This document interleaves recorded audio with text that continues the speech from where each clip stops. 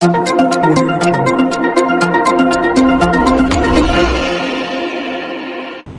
રાંદેર વિસ્તારમાં સરકારી વકીલ મેહુલ દેસાઈના પુત્ર પર અસામાજિક તત્વો દ્વારા હુમલા કરી લૂંટી લેવામાં આવ્યો હતો। આ ઘટના બાદ શહેરના વકીલોમાં ભારે રોષ જોવા મળી રહ્યો છે। હાલ ત્રણેય આરોપીની પોલીસ દ્વારા ધરપકડ કરવામાં આવી છે અને આરોપીઓ રિમાન્ડ પર છે।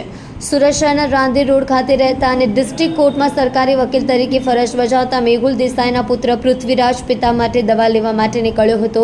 તે દરમિયાન રામનગરની તરફ આવેલા ભિક્ષુ ગૃહ પાસે કેટલાક અસામાજિક તત્વોએ કાર આંતરીને પૃથ્વીરાજને બહાર કાઢી માર મારી હાફ પેન્ટ પણ ફાડી નાખી હતી। એટલું જ નહીં, આરોપીઓએ તેનો વિડીયો પણ ઉતાર્યો હતો અને ઘટના બાદ જ્યારે પૃથ્વીરાજ કારમાં બેસી રહ્યો હતો ત્યારે આરોપીઓએ કહ્યું કે કેરોસીનથી કારને સળગાવી દઈએ અને આને મારી નાખીએ।